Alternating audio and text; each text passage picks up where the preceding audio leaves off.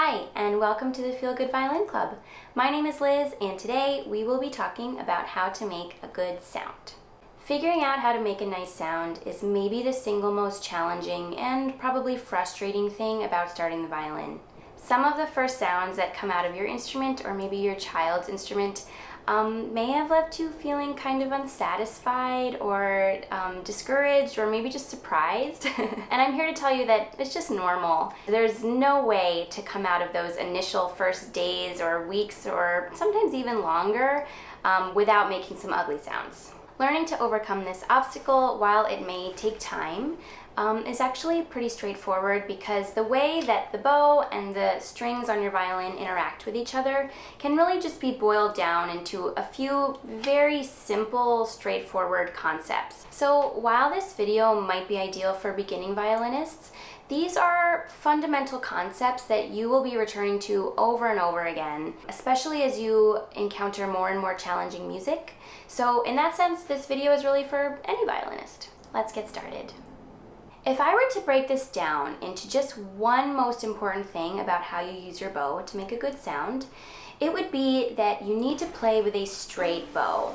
This means that the bow needs to be parallel to the bridge. And if you don't know that, the bridge is right here. The bow needs to be parallel to the bridge.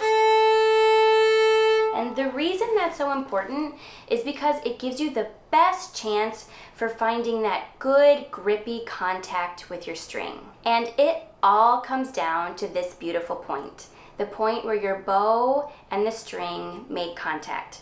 This is where the magic happens. And if the bow isn't able to grab the string because the bow is kind of crooked, like this way or that way, then you're not gonna have a good sound. Or if you are lucky enough to have made a good sound, it's just that, it's luck.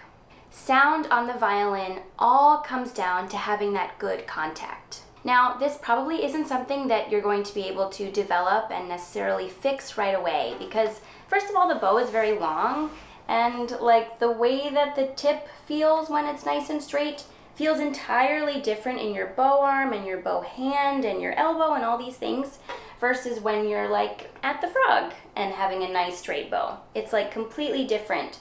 So learning how to draw that straight line and maintaining that nice parallel line from your bridge, it just takes time. So stay tuned because we will be making another video about that at some point soon. I would say, if this is something that you're wanting to work on, that the best things you can do are just to watch your bow. And you can do this from here. Some people find that that works well. If you find that it's hard to know whether you have a straight bow from this angle, then use a mirror. A mirror is so helpful in the beginning stages and really forever. And I would also say that you should just listen. To kind of have this investigative approach to figuring out what's going on if you're not making a good sound. The more you're listening, the better. The next important thing in learning how to make a good sound is contact point.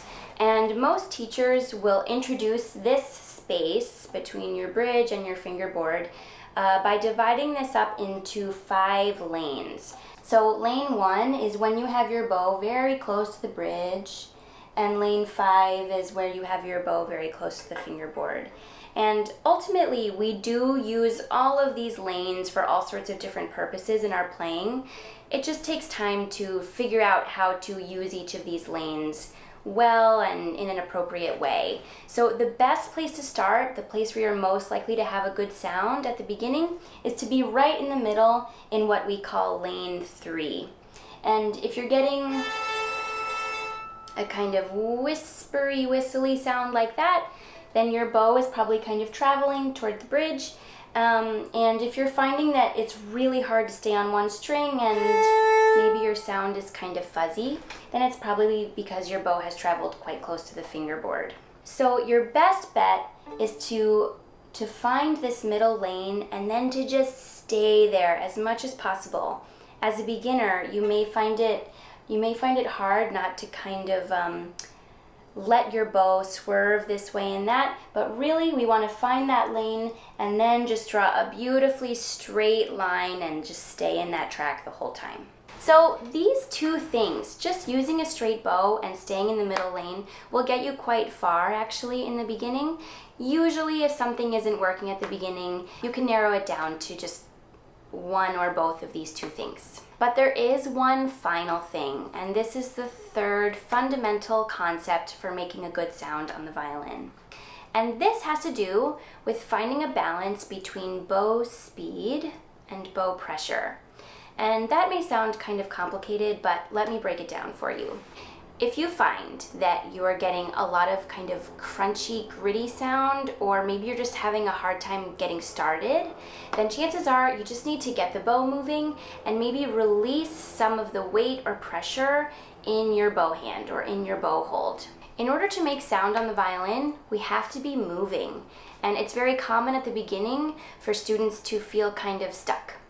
On the other hand, if you're finding that your bow is really kind of sliding all over the place, maybe your sound is very kind of wishy-washy and breathy, then chances are you just need to add a little bit of weight into your index finger on your bow hand. Or another way of saying this is just adding a little bit of weight or pressure into your bow in order to find that good grippy contact that we were talking about in the first idea about using a straight bow. So there you have it, the three fundamental concepts for making a good sound on the violin: using a straight bow, staying in the middle lane, and finding this balance between bow speed and bow pressure. Before you sign off, I just want to give you one more piece of advice. Learning to make a beautiful sound is an ongoing process. As you go, you'll be fine-tuning your skills and fine-tuning your ears, so have patience, because working towards a consistently good sound will take time. But going through this process of figuring out the bow and learning to understand its nuances and figure out how to then make something that sounds expressive and beautiful, that is totally one of the most rewarding things about violin playing. So don't give up. If you have questions or you'd like to learn more, I hope you'll hit up our comment section. I would totally love to hear from you. Thanks, and see you next time.